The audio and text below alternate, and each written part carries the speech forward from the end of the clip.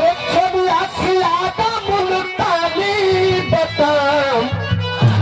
अरे चाली के लगाई दा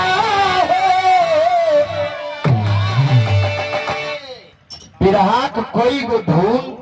ये भोजपुरी वाले ससुरा चुरा ले भोजपुरी फिल्म वाले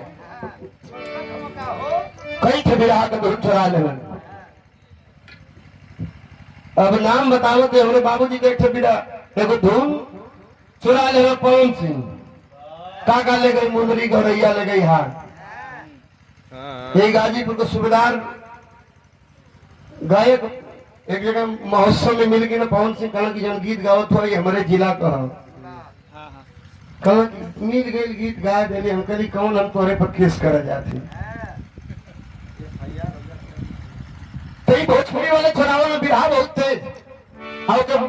चोखा चटनी लगा के नया कर दिए कौन गीत चुनाव में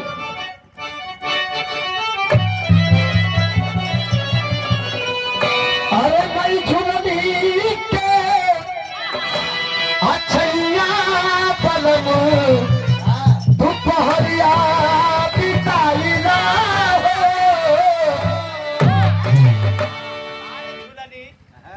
लाई कतो कितनी बड़ झुलनी रह के बड़ छाया बन गई अभी मालूम ना कि कवि का छायावाद शब्द रह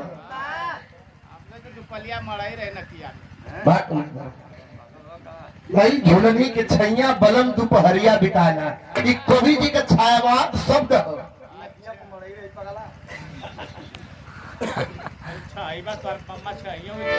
भगवान श्री कृष्ण करे बिहार पे आवली भगवान श्री कृष्ण करे बारे दिखा दे कर तू तो अपने बाण कर